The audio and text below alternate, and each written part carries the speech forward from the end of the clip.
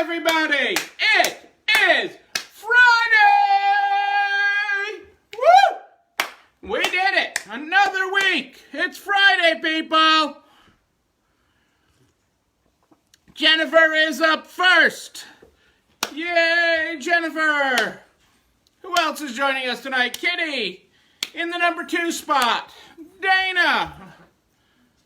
And Julie Jankowitz here at the top of the program. Happy Friday, Kitty. Jana's with us tonight. How are we all doing? Cindy, good to have you with us. Hello, Adele and Dazzle. I must have woken Dazzle up from her afternoon nap. Hey, Lindsay. Pasadena looks like she's in the house, and it's Friday. Barb, good to have you with us. Can't wait to talk to you about it, Jennifer. Hey, Diane. And I was just about to say, Jennifer, I'm almost like all caught up on all my calls. I was so proud of myself today. Hey, Billy, good to have you with us there. Good to have Resale World in the house. Got to talk to our friend Russell today when he was out for his afternoon constitution. Alexa got some cash. Whoop, whoop. Sounds like I'm going on Otravez's payroll. I'm going to do live videos for Otravez. Hello from Iowa. I see Heather's in the house. Karen, good to have you with us. Good to have you with us. Hello, Stephanie in Iowa. The Iowans come out on Friday night. It's something like Out from the Cornfield or something. Oh my God, the stories of Dazzle. We could do the stories of Dazzle and the stories of Little Missy, you know, and that would be an interesting thing for people to tune into. Hey, Jennifer, does Bonnie and Parker there in Atlanta? Do I need to get on Bonnie and Park's payroll too, and I need to come do some live videos in Atlanta so they can spend down their PPP? Hey, Angie. Brooke, early. You usually catch the replay. Great to have you here on this Friday night. Great to have Idaho in the house. It is Friday, Jennifer, and that's a wonderful thing. We have made it through another week, people. We are one day closer to the other side of this. Closer. Closer. We are closer to the other side. I am so excited as we get closer and closer. I'm going to send you pictures of Little Missy. It's because besides this group, Adele, you're not on Facebook. I'm going to ask Mary Ann to post her weekly Little Missy update in Narts as well for you, Adele. I'll ask Mary Ann. Sunday is our weekly update on Little Missy. And you gotta, she is the sweetest, she is Mary Ann's mother. And when I was out working with Mary Ann and Zach, I had the opportunity to go to her assisted living and meet her, and she is just such a wonderful person and has such wonderful life experiences and stories. She's just great. You'll love her. You would love Little Missy. And Mary Ann posts, you know, where they went with her and all the things they do and everything else. So it's really great. Hey, Dana and Jeff, I saw hopped on. Nancy, I thought you told me you're going to catch the replay. Hello, Nancy. Oh, Mary Ann's now here. So, Mary Ann, I need you to post the Little Missy update that you normally post on your page. I need you to copy it over to the Narts page for Adele this week so she knows who Little Missy is. Zach. Yeah, Melissa did have a lot of comments. Melissa's with us. I haven't had a chance to talk to Melissa today. Melissa's going to think I'm ignoring her. I think I had a late night call from her that I did not was not there to take, and I think I had a text from her that says, "Hey, you haven't called me," and I haven't.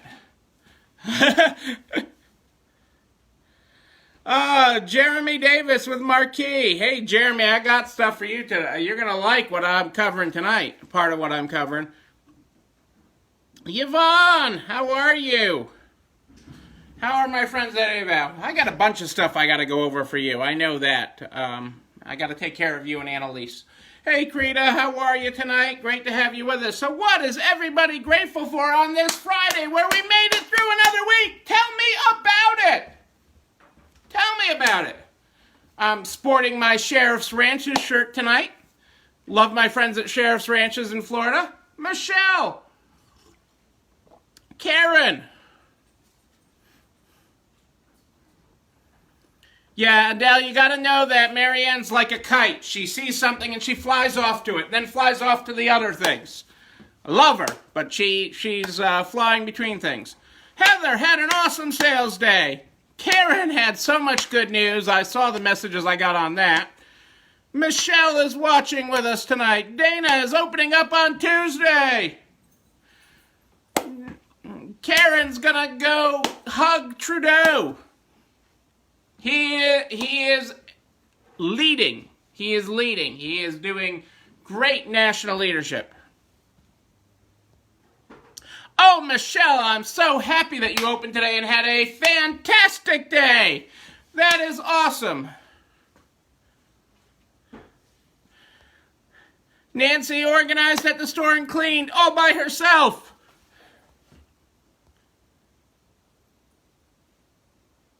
I am glad you don't have the scary kind of flu.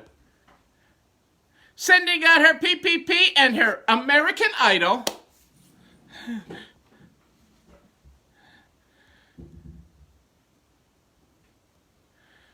Krita signed her Idol docs today, and that means Tuesday she'll be waking up to a nice deposit in the bank. Happy Friday, Sarah.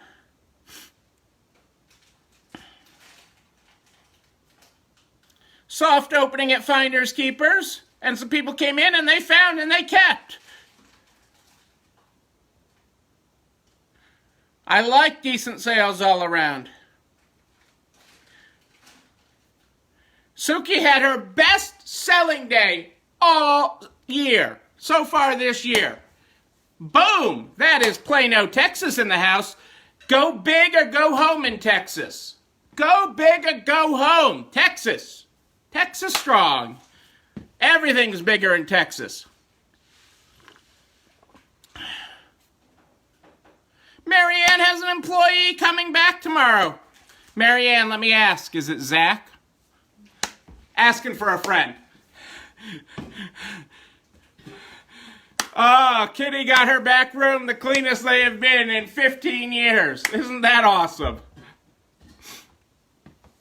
I am thrilled to hear this good news. I am thrilled to hear all the positivity. I am thrilled to hear all the good that is happening in the world. Oh, I feel bad that you're declining Little Missy for me. I have actually heard today from several husbands who get declined and children who get declined for me. And I really kind of feel bad about that. But I did. I had a talk. I had a talk with several of them today. Yay, Illinois!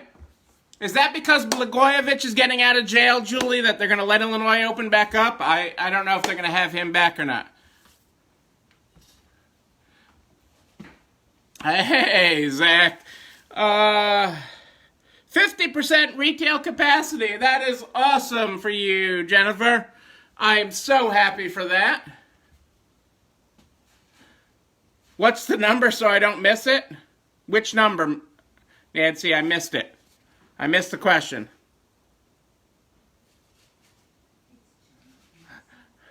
Yeah, he got out. Well, hey, you know, I can't keep up with all the people in Illinois jails, you know, that go to federal prison in Illinois. We have our share here. Usually they're the speaker or something of the House. But, you know, it's all good. What's the number so I don't... Hang on a second, Nancy. I don't want to ignore you. I'm missing what number you want. Message me, Nancy. I missed what number you're trying to make sure you don't miss, but...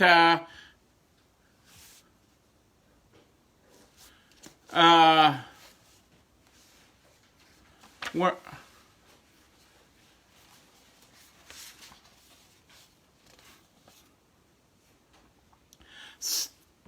The Queen is in the house! The Queen has joined us! Resale Royalty is here! Thank you, Suzanne, for joining us tonight.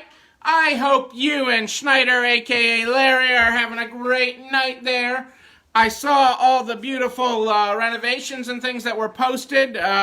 Laura posted them, and they look fabulous. I can't wait to get back to Missouri. I've had several calls from Missouri today, so I gotta have that.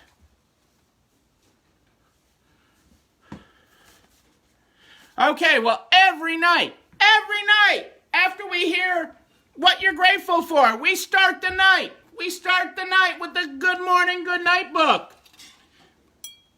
And tonight, I open the Good Morning, Good Night book. Oh, that's not a... Oh, hang on, I gotta find something I haven't read. We've been going through. All right, I like this one. I like this one. It's all good. It's all good. There is a new... this is my Sheriff's Ranches shirt. I love my friends at Sheriff's Ranches. I actually have 2 of them. Okay, and they're comfortable shirts, and I get to promote my friends, and they even remind me of my name if it's been a long day. Our Good Morning, Good Night book tonight.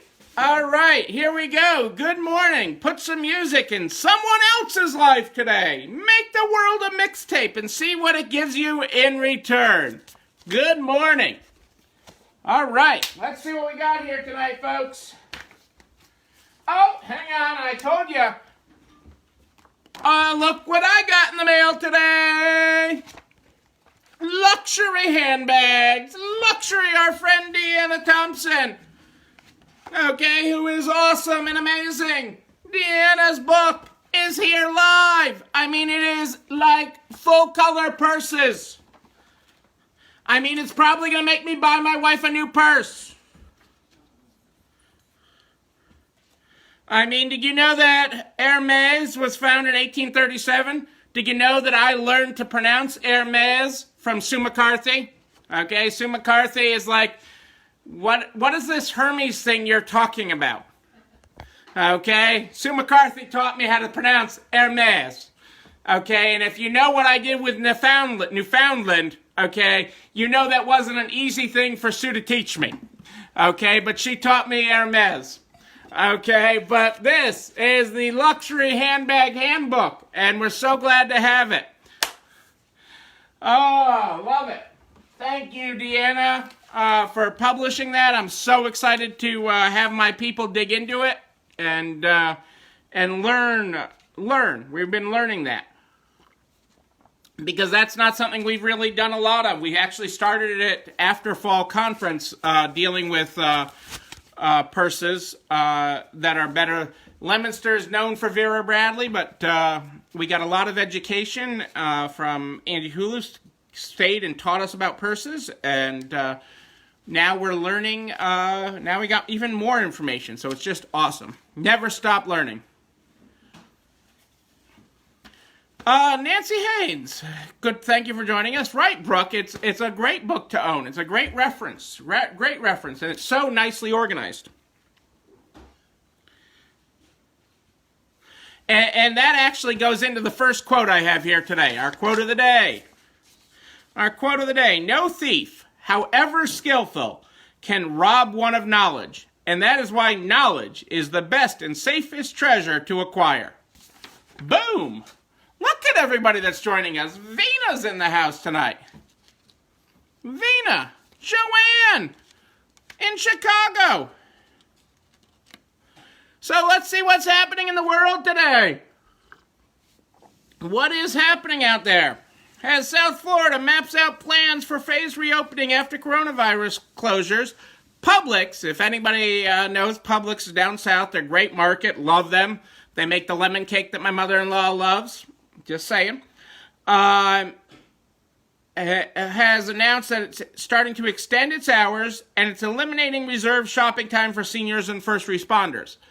But really, that's a sign of things getting better, okay? So that means they have the business, okay, and they're able to keep up with cleaning and doing other things, and customers are coming out and feeling safe to be out.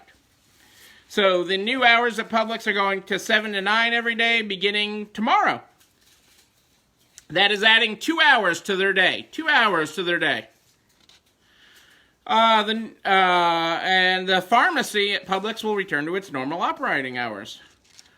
The new store closing time is still earlier than their regular hours before the pandemic, but we are making progress. We are getting closer to normal with that. All right, what else I got here? Hey, beaches are opening Monday too. Life's a beach when you're in Florida. All right. U.S. retail sales plunged a record 16% in April as virus hit. That's not really a surprise, really, is it? I have more data on this. Clothing store sales tumbled 79%, department stores 29%, restaurants, some of which are starting to close permanently, endured a nearly 30% decline, despite shifting aggressively to takeout.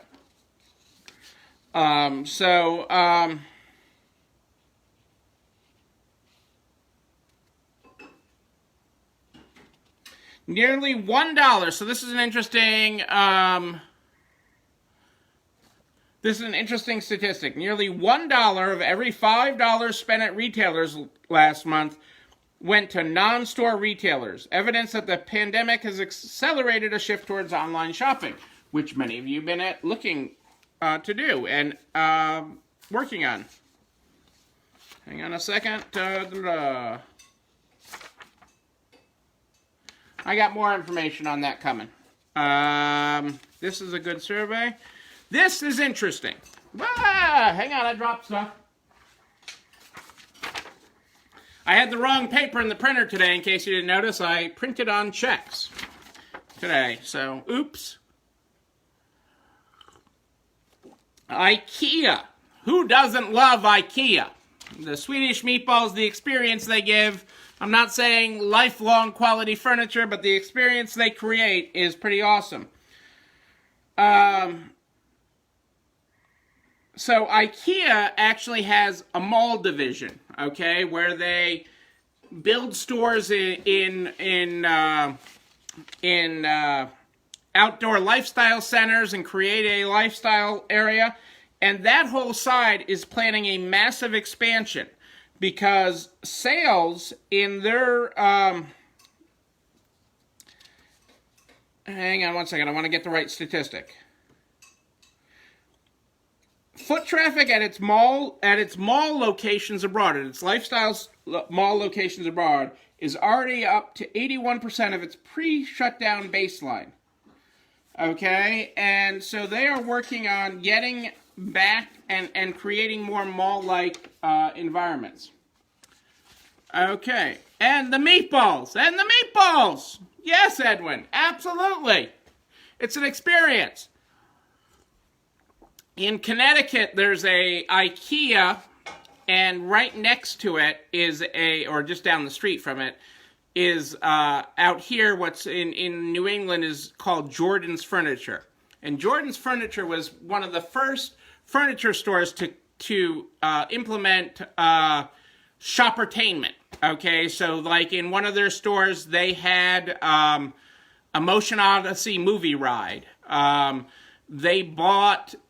when Jordan Marsh, which was a New England department store, went out, they bought their old downtown Christmas display, and they recreate that every Christmas and rebuild it. And then they were eventually the brothers who took over their father's furniture store and created this environment with shoppertainment, actually sold to Warren Buffett. So one of the brothers has gone off to do other things, and one of them still runs the company for Warren Buffett. They're right next to the IKEA, just down the street, and they have shoppertainment. They have the world's largest indoor ropes course inside their furniture store.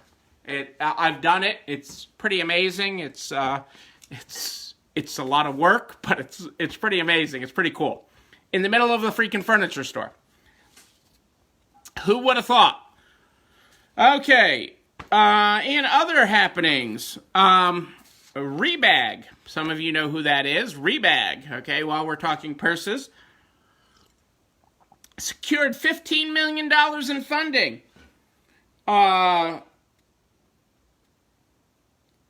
Rebag's total funding is up to $68 million. Rebag competitor Vistari Collective recently nabbed $64 million in funding. Proponents believe an economic downturn, will buoy resale. As the economy gets more challenging for everyone is going to be seeking value, Rebag CEO Charles Gora tells me. The secondary market offers access to premium products at a more attractive price point.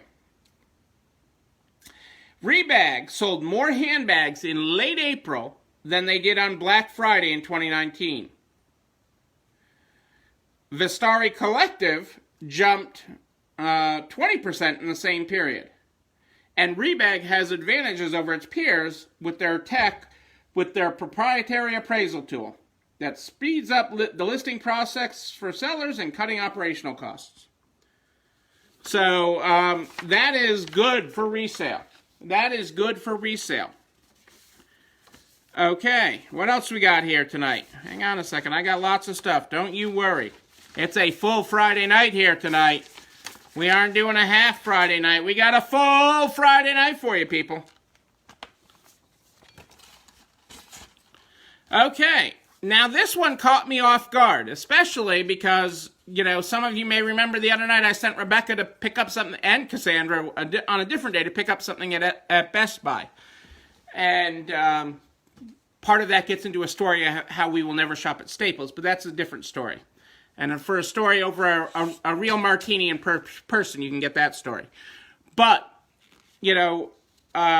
the problem with getting to Best Buy, or the one that's closer to our house, in Connecticut has been the line at Starbucks, okay? The line at the drive-thru at Starbucks is wrapping around everything else, and the Starbucks is in front of the Best Buy. Dropped one of my papers here. My mantle has been redone. There's new things here. I don't know. I'm not in charge of decor.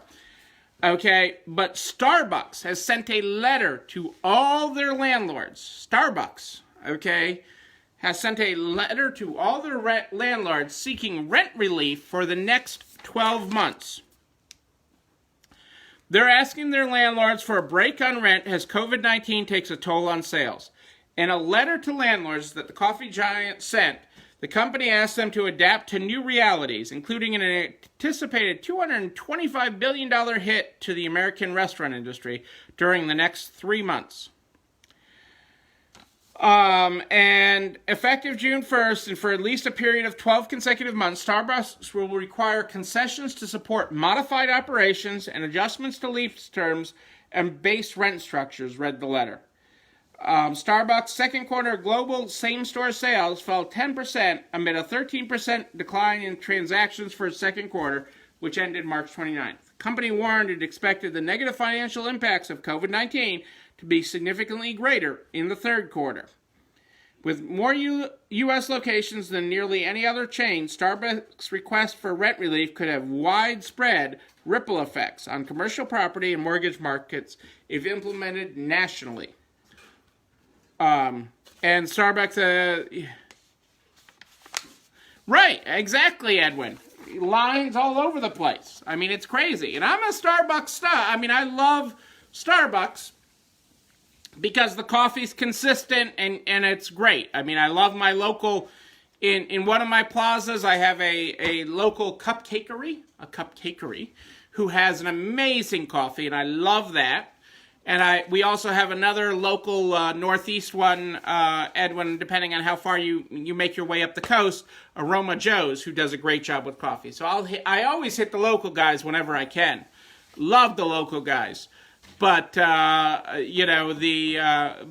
on a national basis, I'll take Starbucks over Dunkin' is my preference because it's more consistent. Is my issue with that. Whoa, I'm dropping stuff all over the place today. I am really on the... well, I have a chair here now. Who knew? I know, it's screwing me up. It's okay. Molly! How are you? How's Eric? Good to have you with us, Molly. So, in other news, because there is more. The Rebuilding Main Street Act is a piece of legislation that is up for discussion in the Senate.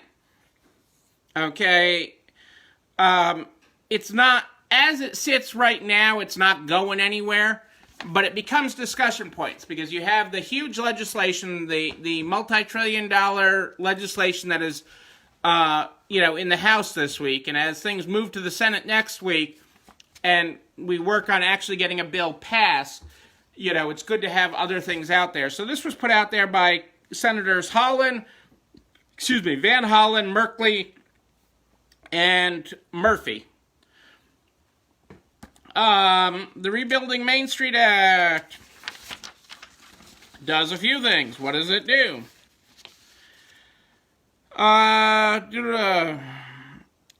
Rebuilding Main Street Act would create a grant for work sharing. The grant would be paid quarterly to cover 50% of eligible costs incurred in the current calendar quarter for business and nonprofits with reductions in gross receipts. The percentage of eligible costs covered by the grant would be reduced by 2% for every percentage point that the employer's reduction in gross receipts is less than 50%.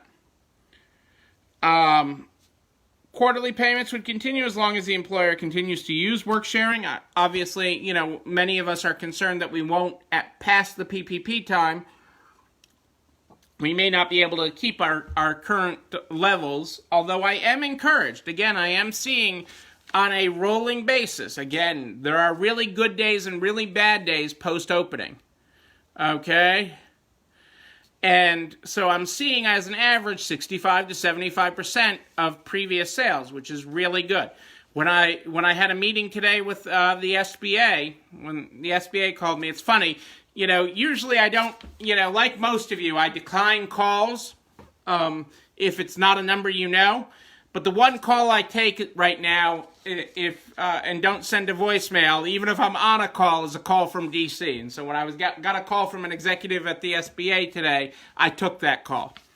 But there's a lot of encouraging things happening, but that doesn't justify full sales. And that's the kind of rock that you have, Rose, is you're either having, 200% of normal sales, or you're having like it's a blizzard out there, okay?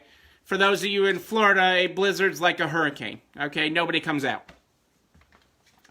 And so it's that kind of rock, but on average, it's working out to about between 65 and 75% of sales on average over a period of time compared to previous years. And there's not a set rhyme or reason to it at this time. At least, when you have a snowstorm or a hurricane, you can, look at that as a sign.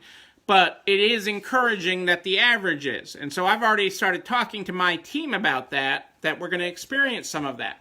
And why I want them to know about it, okay, so why it's important to discuss with your team that, is because sometimes they're going to have to hustle, okay? You can't plan to be doing double your normal sales, and you also can't plan to be doing no sales. So knowing that some days they're going to have to really hustle because you got slammed, and other days are going to be crickets, is just sort of the short-term normal as we work our way through this. And so having your team understand that and understand where we're at is important. Okay? What else we got?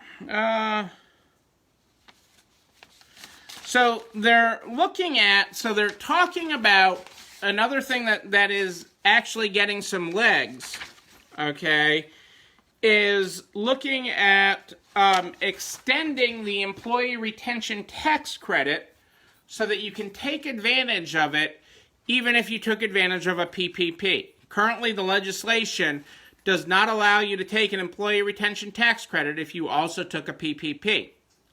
Okay, it's one or the other.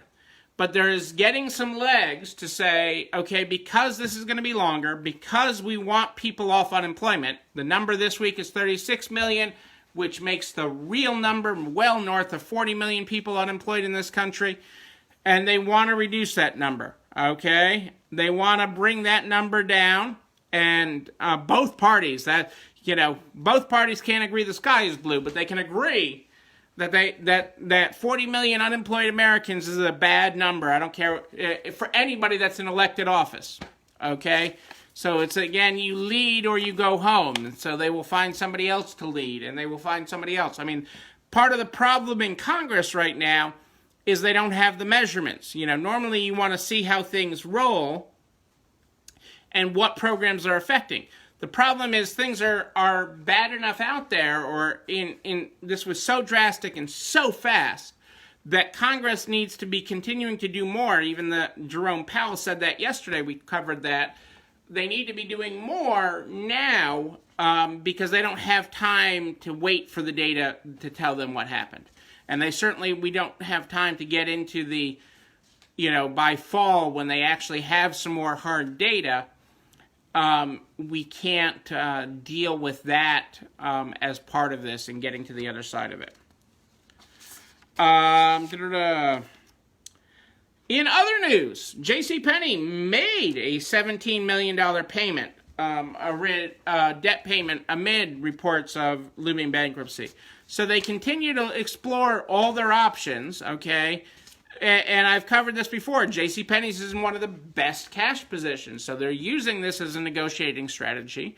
But they're also using this as, what stores can we move or close or do something with to resize, to right size as we move forward. Again, it's about, how we get to the other side, how we move forward. And JCPenney is looking at all their strategic alternatives for that. So they used the grace period in their loan that they hadn't made. They have another loan payment of, what was that? That they're in the grace period on. And, JCPenney continues to look at that and whether they'll do that.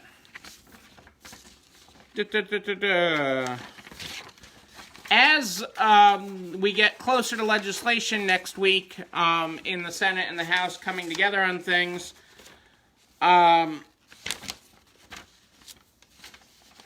the National Retail Federation, sent the Senate and the House further priorities.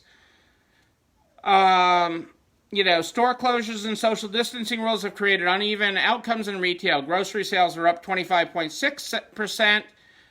E-commerce has gained up 4.7%, and but 90% of retail sales happen in stores, and retailers closed by the government order deemed non-essential have been heavily impacted, with sectors such as apparel, April sales off more than 85% from a year earlier. Okay?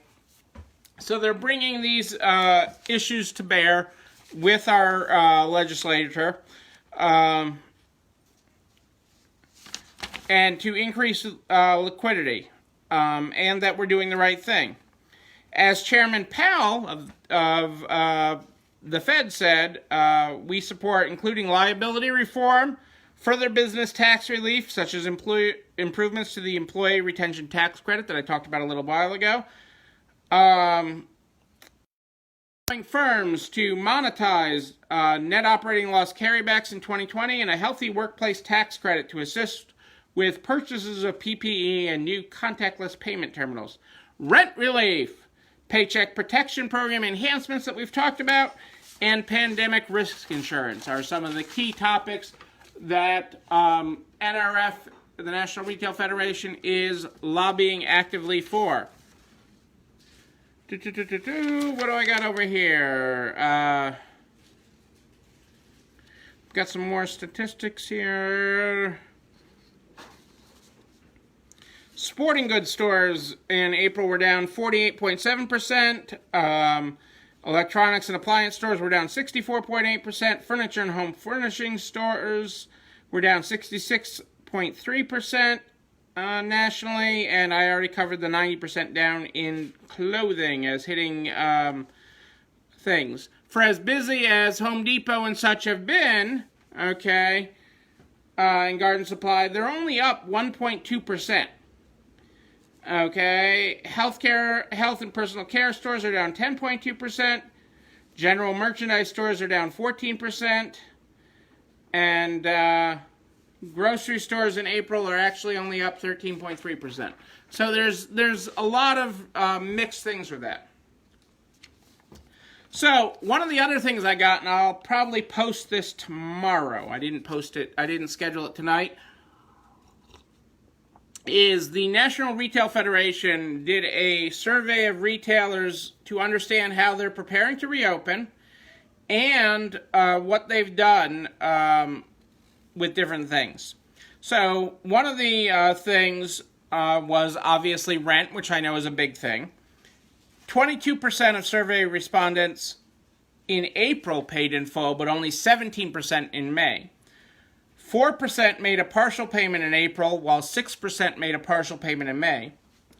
19% did not pay rent in April, and 15% did not pay rent in May. 19% reached an interim agreement in April, 13% in May, and 24% in April and 36% in May are discussing an interim agreement. So that goes back to the information on Starbucks that I talked about. It's interesting on the cleaning processes, there's a lot of variety here, and we've covered that. But 36% plan to delay the restocking of returned goods for at least 48 hours. Another 18% plan to do so for at least 24 hours. 14% are not accepting returns at all. 59% expect to clean and disinfect returned items, excluding apparel. Slightly fewer, 48% expect to clean and disinfect returned clothing and apparel. The most common strategy for cleaning apparel is steam cleaning. 49% are instituting special requirements for deliveries to stores, while 50% are doing so for distribution centers. These requirements include implementing contactless drop-off, requiring employees to wear PPE or social distance, and reduced hours or delivery time.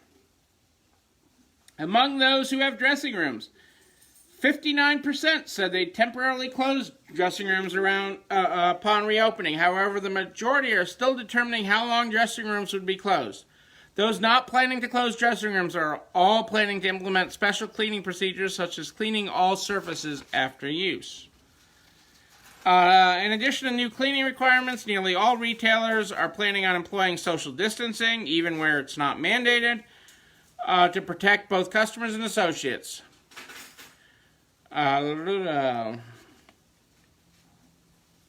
While most are implementing social distancing procedures, retailers are mixed when it comes to requiring individuals to wear face coverings.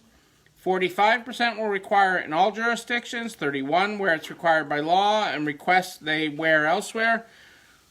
Only 18% are requiring it where required by law.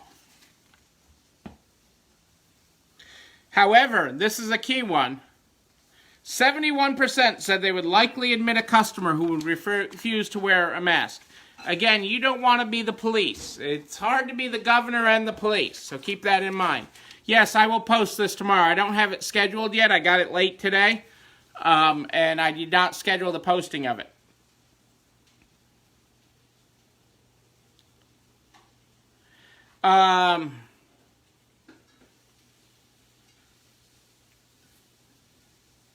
And you're going to see that in lots of parts of the country, Dana. Dana says that only 20% of her customers, and she's in Florida, are wearing masks, and there's no way she could require it. And especially in the South, that is true. And I think the longer it goes on, we will. Yes, Edwin, I agree. Massachusetts, I think when we're initially allowed to open, will require it. But again, the requirements will not require us to police it. Okay? And that's a real key. You don't want to become the police of this. And I've seen some other posts in other groups and everything talking about, wearing masks and such, that they will, that more people are going to be carrying guns and such as store owners. And I really think that's a bad idea. I'm not against anyone's right to carry in their state, should they be allowed to. But if somebody wants to rob you, okay, give them the stuff. Your clothing, your money in your register, the bag on your wall is not worth it. Don't do it. It's just not worth it. It's not worth putting yourself in that situation. I actually, I have a buddy in business who's been sending me, joke emails, and I've actually appreciated them through this. And one of the joke emails he sent me was old Super Bowl ads today that, old Super Bowl ads, and one of them was by AmeriQuest, and the guy went into a convenience store, and he was on the phone, okay, and he's at the convenience store, and he's talking to whoever on the phone about their mortgage rate, and he's like, "Oh, you're getting robbed." I'm like, and he's doing sort of a Verizon, "Don't you hear me now?" I'm like, "I'm telling you, you're getting robbed." And then the clerk sprays him with mace in the eyes, and then starts hitting him with the baseball bat. Okay, we don't want that in our stores. It's just that is correct. Get them out of the building. If somebody is robbing you, because there is expected to be retail organized crime. Okay, the National Retail Federation expects that to be up post-pandemic. It's been a concern of major retailers. So ORC, organized retail crime, is expected to be up post the pandemic. They've been on unemployment. Organized retail crime has been on unemployment. Okay? And because of that, nobody's life is worth it. I mean, we have panic buttons and stuff in our stores. But again, give them the stuff, give them the money. It's just not worth it. None of that is worth it. Okay? Yes, it sucks when somebody steals a Louis Vuitton. Yes, it sucks when somebody... I've had people come in and steal all the prom gowns out of the window. Theft sucks. Okay? I'm not saying it doesn't. Smash and grabs are awful. But none of that is worth the safety of you and your employees. And that is correct. It's just not worth it. Don't put yourself in the situation by carrying and trying to be the enforcer. No worries, Erica. Great to have you with us. And I'm glad you're putting on the mom hat on that, Marianne, and controlling Zach on that.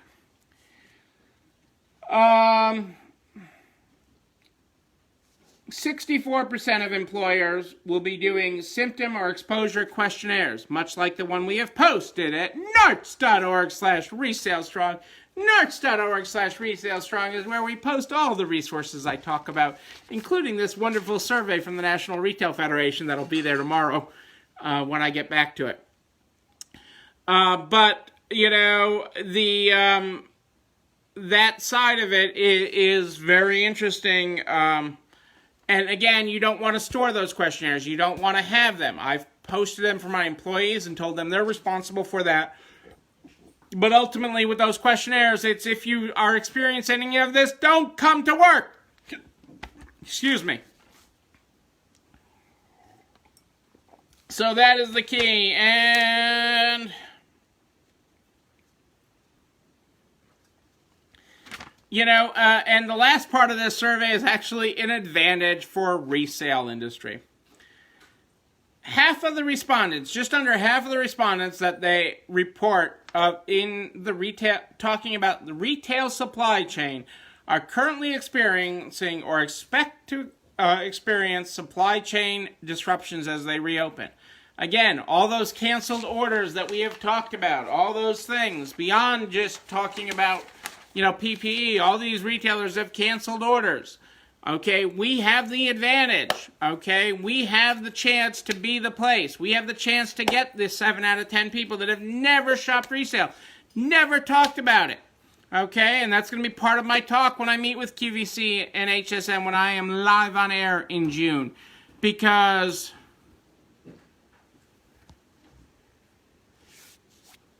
that is extremely important. So we will get there. Actually, Jenny, that may complicate things. So that allowed remote voting and virtual hearings may complicate things. Because part of what's been happening right now is because you've been passing by the people showing up and unanimous consent, bills have not gotten stalled by people doing various posturing. So that may not actually help. We'll see. We'll see what happens. We're fortunate here that we have a lot of very powerful congressmen in Massachusetts right now. Richie Neal out of Springfield is the Ways and Means chair, and Jim McGovern, who covers the area where my stores actually are, is chair of the Rules Committee. So there's a lot of good things, and they're good people. They're both really good people, so I'm excited. So we'll see how things progress. We'll be covering that, Vina, what we'll be able to offer on QVC and HSN. QVC and HSN will be promoting resale and everything else. I have the date in June, the beginning of June, when I will be on live. Cassandra and I will be, and it'll be exciting. I'm excited for what they're doing, and they're already starting to promote it. I'll have more information next week on it, but they're already starting to promote it. Everything I say has got to be vetted. They have a legal department a mile long, but it is good and it is exciting for the resale industry. So I am very excited to be a part of that program. And to have been chosen, that they'd even consider resale still has me in shock at some. I want to pinch myself. Sometimes. I am here every night live at 8 o'clock Eastern, live in the NARTS private Facebook group for NARTS members. But never fret, this information is reposted. The videos are on the YouTube channel. You're not alone running this store. All the files, everything that I quote, is reposted including the videos, is reposted to the page, narts.org/resalestrong, narts.org/resalestrong, where you can share it with everyone in business. Everyone needs these resources. We're getting everybody to the other side of this. Everybody. The executive of the SBA today was so impressed with what we are doing to save business of all shapes and sizes. Okay, we're getting everybody to the other side. You can email me. You have a specific question about your business, about how this all applies to you and your situation. You just email me. Neil, N-E-I-L, at ECIstores.com. N-E-I-L at ECIstores.com. And you know what I do? I call you back if you include your phone number. I do respond to you. I do call you back. And I get back to you. It's no problem. I'm actually pretty well caught up. I'm within a day. So if you have emailed me more than a day ago, okay, make sure you got that email address right, because if you're not within the last day, everybody else I've called or left a message for. Okay, it is Neil, N-E-I-L, at ECIstores.com. We start every day and night on this program. Every day and night we start with our Good Morning, Good Night book. Something about you guys didn't like it when I was doing Dr. Seuss or something. But we start every day and night with a Good Morning, Good Night book. For those of you that were not here at the top of the program, like Russell Levy, our good morning today was good morning. Put some music in someone else's life today. Make the world a mixtape and see what it gives you in return. For those of you that don't know what a mixtape is, Google it. Then Google Columbia House. Okay, our good night tonight. I know Molly Baker knows what Columbia House was. I know what Molly Baker knows what a mixtape was. Our good night tonight is good night. Put some music in your life tonight. Make yourself a mixtape and see where your heart goes. Ladies and gentlemen, I am Neil Abrams, and I like a good party. I like a wedding. I like a bar mitzvah. Anything with a party and it has a Neil. I am there for you every night live at 8 o'clock Eastern in the Nards private Facebook group. I return all your calls the next day. Neil at ECIstores.com. Neil at ECIstores.com.